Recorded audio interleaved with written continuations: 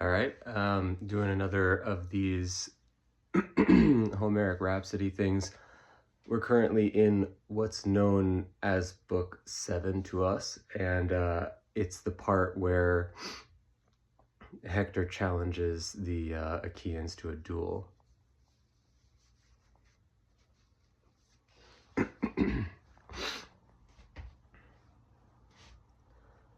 And thus, when shining Hector had made his challenge, and Menelaus had been talked down by his brother's wise words and prudent, all the Achaeans stood silent once again, none wanting to step up and face that man who had caused the deaths of so many of their comrades.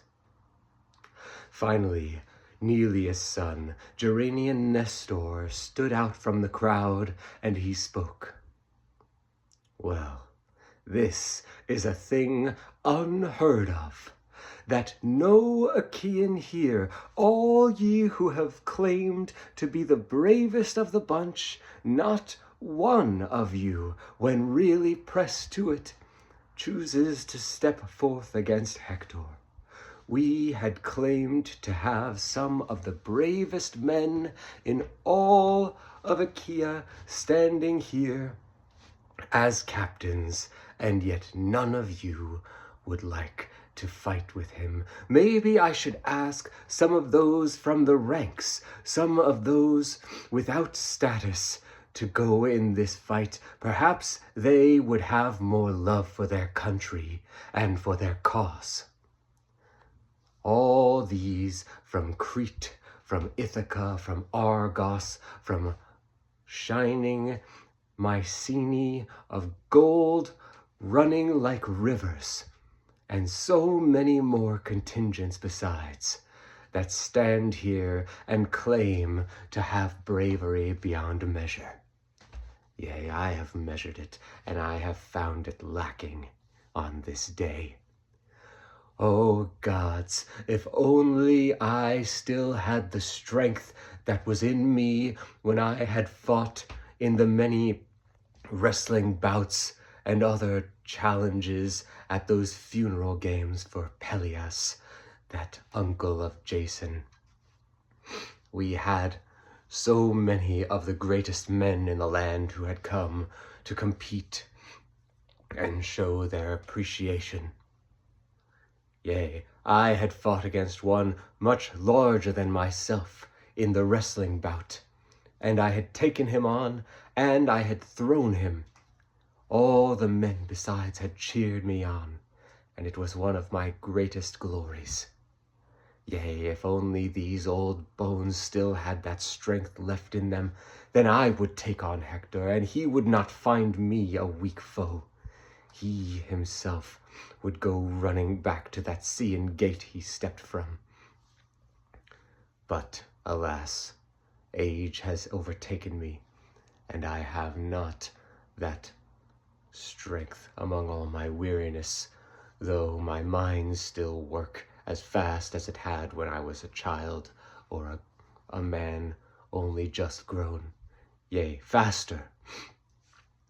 But will none of you step forth and put in your names to go against Hector?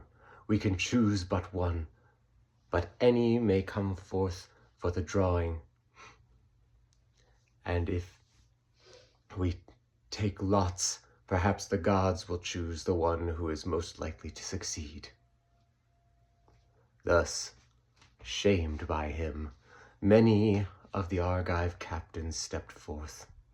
Odysseus and Ajax the Great, that giant from Salamis, as well as Ajax the Lesser from Locris, who fights not with close combat, but in this moment was fired to be inspired to fight Hector by Nestor's chiding words.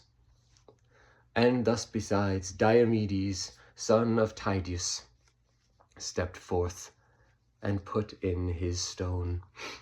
And so did Idomeneus of Crete, and Sthenelus, Diomedes' attendant, as well as Meriones, that of Idomeneus, and Agamemnon, that great king of Mycenae, even him he stepped forth to put in his name, and Menestheus, and Meges, and others besides.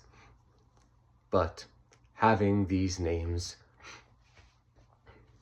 all standing in their glory among them, each one took a stone with markings that only he would recognize, and they stuck them inside of one of the bronze helmets that was brought forth from Nestor's head. And they all put their stone inside, remembering the curvature and the markings that they had made, and handed them to him. And thus had the Achaeans, through that chiding of Nestor and those winged words, brought back their courage, even if only for a little space. All right, it got a little off the rails there at the end, where I don't know why I couldn't just come up with how to describe that. Writing was not invented at the time of of Homer, nor had it been in use in the time of the story of the Iliad. Weirdly, it had been invented before the story of the Iliad, but due to the some events of some sort, it had been lost, and so they didn't have writing at the time. So the idea is that they mark a stone with like some kind of a marking that each guy would recognize, but it's not his name. It's not like writing your name on a sheet of paper. But I think I got that across. Nestor his speech was decent. I don't think he tells the story of the funeral games during this part. It would make more sense if he tells that during the actual funeral games later in the story. He probably told the story of like one of the cattle raids or something that he took part in, but I just couldn't remember which one, and I figured that this one's fine. It didn't match as well. I probably should have done the one where he fought in the cattle raid, and Neleus wouldn't let him go and all that stuff. But it worked okay. And then some of the stuff he said to shame them or whatever, there was one line that I thought I did a pretty good job on, where he said something about how like that they all had claimed to have measureless strength, but he's measured it and it's come up lacking or something. That's a little cliched, but I thought it was okay. And then yeah, it was decent. I never really have that much confidence in Nestor's speeches, because when you read them in the Iliad, they tend to be like very droning, and it's almost like you kind of glaze over them sometimes. But I thought I did an alright job with that. Yeah, I don't know. We'll keep going with it and see how it goes.